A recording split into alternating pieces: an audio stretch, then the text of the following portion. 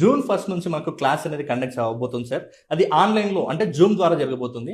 అసలు దీంట్లో ఏమేమి కాన్సెప్ట్స్ ఉంటాయంటే ఫస్ట్ వచ్చేసి మెమరీ టెక్నిక్స్. అంటే జస్ట్ నేను ఇక్కడ లాంగ్ ఆన్సర్స్ ఎలా గుర్తుపెట్టుకోవాలో చెప్పాను, కానీ అక్కడ ఓవరాల్గా క్లాస్లో పీరియాడిక్ టేబుల్ ఎలా గుర్తుపెట్టుకోవాలి ఇయర్స్. జూన్ ఫస్ట్ నుంచి మాకు క్లాస్ అనేది కండక్ట్ అవ్వబోతుంది సార్. అది ఆన్లైన్లో అంటే జూమ్ ద్వారా జరగబోతుంది. అసలు దీంట్లో ఏమేమి కాన్సెప్ట్స్ ఉంటాయంటే ఫస్ట్ వచ్చేసి మెమరీ టెక్నిక్స్. అంటే జస్ట్ నేను ఇక్కడ లాంగ్ ఆన్సర్స్ ఎలా గుర్తుపెట్టుకోవాలో చెప్పాను, కానీ అక్కడ ఓవరాల్గా క్లాస్లో పీరియాడిక్ టేబుల్ ఎలా గుర్తుపెట్టుకోవాలి, ఇయర్స్ ఎట్లా గుర్తుపెట్టుకోవాలి, ఓవరాల్ మన స్టడీస్లో ఉండే ప్రతి కాన్సెప్ట్ని కూడా నేను మెమరీ టెక్నిక్ ద్వారా నేర్పిస్తాను. నెక్స్ట్ వచ్చేసి స్పీడ్ రీడింగ్ ఎలా చేయాలి, ఎలా వేగంగా చదవాలి, ఎలా మన సిలబస్ని కంప్లీట్ చేసుకోవాలి అనేది స్పీడ్ రీడింగ్ ద్వారా నేర్పిస్తాను. అలాగే హ్యాండ్ రైటింగ్ అనేది చాలా ఇంపార్టెంట్. అంటే నేర్చుకున్నాము, గుర్తుపెట్టుకున్నాం, తర్వాత రాయడం కూడా చాలా ఇంపార్టెంట్ కాబట్టి హ్యాండ్ రైటింగ్ స్కిల్స్ కూడా నేను నేర్పించబోతున్నాను. కెరీర్ గైడెన్స్ ఉంటుంది.